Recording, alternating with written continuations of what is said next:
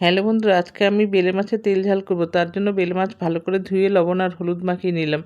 তারপরে একটা মিক্সির বাটিতে রসুন, কাঁচা লঙ্কা, টমেটো দিয়ে ভালো করে মিক্সি করে রেখে দিলাম। তারপরে একটা কড়াইতে সর্ষের তেল দিয়ে তার মধ্যে আমি মাছগুলো ভেজে নেব। এক পিঠ মাছ ভাজা হয়ে গেলে আমি উল্টে দেব।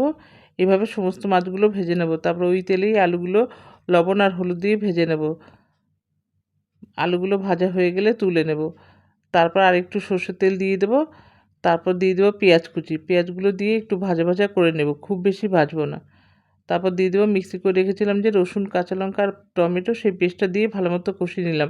তারপরে মিক্সির বাটিটা ধুয়ে একটু জল দিয়ে গুঁড়ো মশলা দিয়ে দিলাম, হলুদ গুঁড়ো, জিরে গুঁড়ো, কাশ্মীরি লঙ্কার গুঁড়ো আর স্বাদ মতো লবণ, আর 2 পিস টমেটো কুচি আর ভাজা আলুগুলো দিয়ে ভালো মতো কষিয়ে নিলাম। কষানো হয়ে গেছে, এবার আমি গরম জল দিয়ে দিলাম। মাছের ঝোলটা ফুটে গেছে, এবার কাঁচা লঙ্কা আর মাছ ভাজাগুলো দিয়ে আবার একটু ভালো করে ফুটিয়ে ধনেপাতা কুচি দিয়ে সার্ভ করে নিলাম।